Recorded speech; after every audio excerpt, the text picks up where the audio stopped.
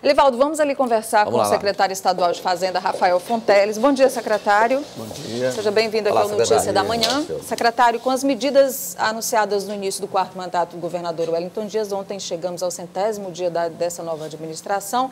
As medidas de contenção de gastos, a reforma administrativa aprovada na Assembleia, já dá para fazer alguma projeção econômica para os próximos meses? Bom, perfeito. Nós já estamos apresentando, apresentamos ao governador um balanço parcial que deve ser divulgado a toda a sociedade através da imprensa, de uma projeção anual de economia já em 256 milhões.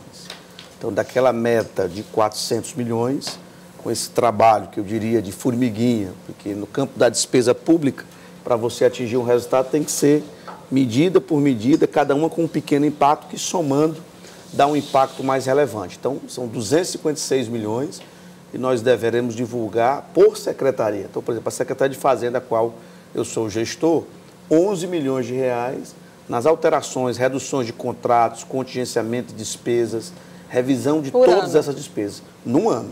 Não é 256 milhões nesses 3 meses, não. É a projeção anual das medidas já tomadas. Essa projeção pode ser modificada, ampliada, já que se inicialmente chegar aos 400? Não, nós queremos. É um balanço parcial, como eu coloquei. Esse trabalho vai continuar durante todo o primeiro semestre, durante todo o ano.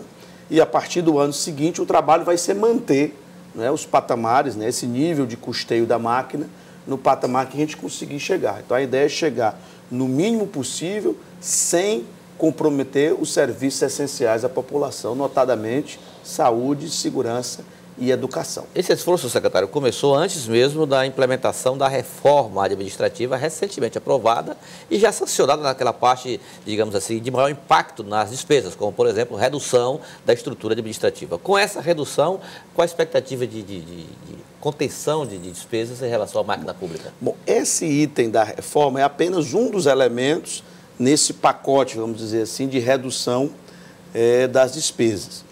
É uma medida muito mais do ponto de vista da eficiência da máquina pública, de modernização do Estado e até de forma simbólica, do que efetivamente uma redução muito grande em função da reforma.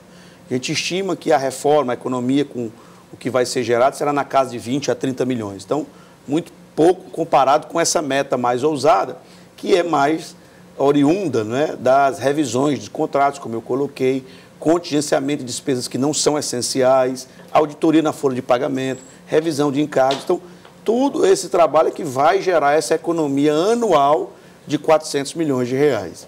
Então, a reforma é um dos elementos, muito mais do ponto de vista de dar maior eficiência à gestão. Você vê que a reforma tratou de temas também relacionados a atribuições de secretarias, para poder colocar cada secretaria focada naquilo que for essencial da sua atividade. Então, é um dos aspectos, mas a redução contempla muito mais medidas que, como você citou, já havíamos fazendo desde os anos anteriores, mas com muito mais vigor, com muito mais força, nesse início de novo mandato, quando é mais apropriado, obviamente, para se fazer essa reestruturação, essa reforma. O governador sempre diz, é o mesmo governador, mas é um novo mandato, então nós temos que nos adaptar às circunstâncias de continuidade da crise econômica. Continua, será mais um ano de crescimento pífio, o mercado já precifica isso. Então, portanto, os estados têm que se preparar agora muito do lado da despesa pública, reduzindo realmente tudo aquilo que não for essencial. E a possibilidade de não dar reajuste aos servidores continua muito real? Na verdade, nós temos que cumprir a lei de responsabilidade fiscal. O estado do Piauí quase bateu o teto de 49%, o limite máximo, digamos assim, ultrapassou, portanto, o limite prudencial e a lei determina vedações ao Estado, ao ente da federação que está nessa situação. Então, não podemos dar reajustes, promoções, progressões, qualquer coisa que impacte no bolo da folha de pagamento de pessoal, estão vedados pela lei de responsabilidade fiscal, sob pena do governador ou de seus secretários incorrerem em crime e também terem ações de improbidade administrativa. Então, a lei impede, fora a dificuldade financeira, que é mais importante ainda, você tem a lei que obriga o gestor a não dar nenhum aumento, estando o Estado acima do limite prudencial. Esse aperto no custeio, secretário, significa o horizonte de investimento zero do Piauí? Na fonte zero, sim. Na fonte tesouro, explicando para o telespectador.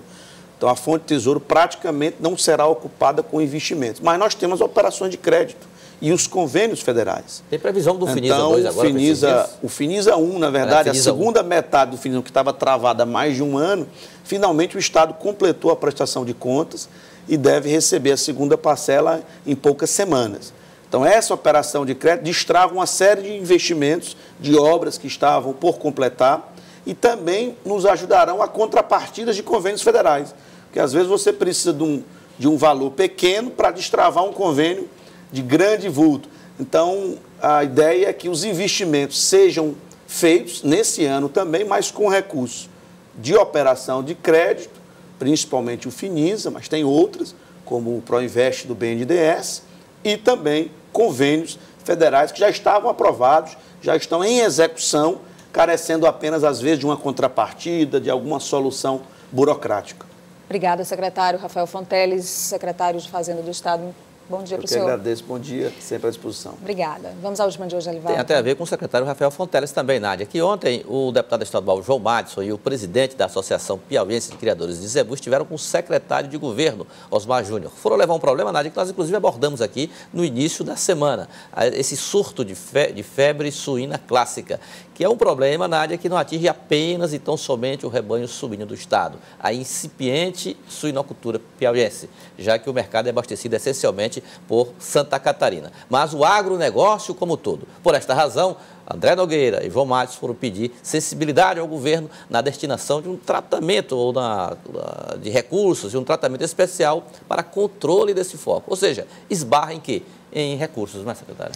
Mas o governador já nos Sinalizou, orientou a prioridade. Decretou o estado de emergência sanitária. Então, os recursos para combater essa questão da febre suína estão reservados para proteger o Piauí. Obrigada, Alivaldo. Até amanhã aqui no Notícias da Manhã. Até amanhã.